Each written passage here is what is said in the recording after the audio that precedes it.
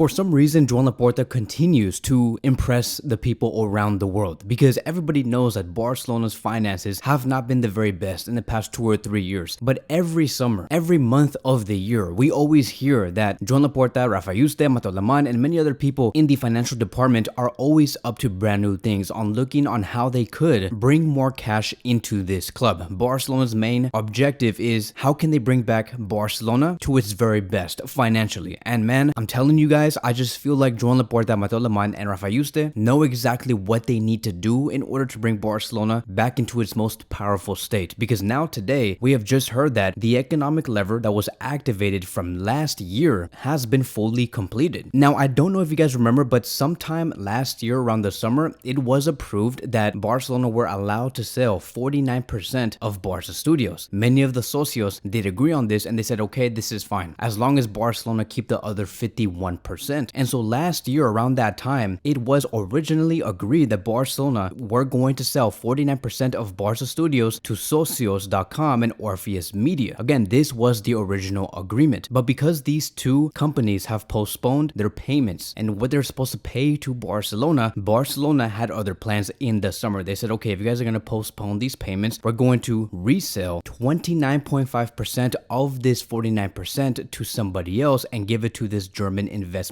fund. And that German investment fund are going to pay 120 million euros for 29.5% of Barca studios. And again, this is part of the 49% of what socios.com and Orpheus Media did own, supposedly, right? But Barcelona maneuvered again and they gain more funds because of these deals. So now the current state is this in terms of who owns what. Socios.com and Orpheus Media own a total of 19.5% of Barca studios. They no longer own 49%, and the German investors own 29.5%. Again, why is this a good thing? It is because Barcelona are going to be injected 120 million euros. Not all at once, but the fact that these numbers are going to be into the accounts of Barcelona, it is always good news when it comes to negotiating with La Liga on how much we can spend, what players can we register, etc., etc. FC Barcelona even stated this on their website, and I quote, FC Barcelona reaches an agreement with Libero Football Finances and Private Investment Advisors and IPA Capital BV to become new partners of Bridgeburg Invest, a Barca Vision trademark. These investors have acquired 29.5% of the ownership of Barca Vision for 120 million euros. Now keep in mind that Barca Vision is just a different name of what we call Barca Studios. In other words, it's a brand new name. And then we continue here, which was previously held by Orpheus Media and Socios.com, which is what we have originally discussed. So this is, again, good news for Barcelona. It does allow for us to register the players that we have to register. Like, for example, we have registered Ronald Araujo into La Liga. Like, if you look at the website, you can see that he is there. Before, like 2 or 3 days ago, he was not registered to play in La Liga, but because Barcelona have been injected funds, now they are allowed to do so. The other player that they are going to plan on registering will be Gundogan, right? Gundogan and Araujo are the main priorities. There are other players that we have to register, but again, these two players are the priorities. Maybe by the time I do post this video, Gundogan would be a registered player, but we'll see when they actually do that 100%. But as of now, Araujo is now registered in La Liga. And again, props to Rafa Yuste, props to Joan Laporta, Mateo Lemán, and everybody that does work in the financial department and what they do. They're doing great work. We are really making a come up from this financial ruin that we were in about 2 or 3 years ago. And we'll see how much more damage we can do in this transfer window with this injection. Can we bring in brand new players and world-class players? Now let's step away from this, right? Because Barcelona have also agreed on a separate other deal that will help Barcelona financially. And this is what Barcelona had to say on their website. Barcelona also announces the agreement with Mountain & Co. Acquisition focused on the fact that Barca Vision, which is again Barca Studios and Barca Media, no, it's not my YouTube channel, but it is something else. So it says, and Barca Media can access specific financing in the new North American capital markets to accelerate the club's initiative in the digital sector to be able to spread Barca Media's content to new audiences in strategic markets for at the club worldwide. So I know this sounds very boring. You guys are like, bro, like we don't care. We just want to see Barcelona buy Neymar and Bernardo Silva and buy Cancelo and Kimmich and buy Kylian Mbappe.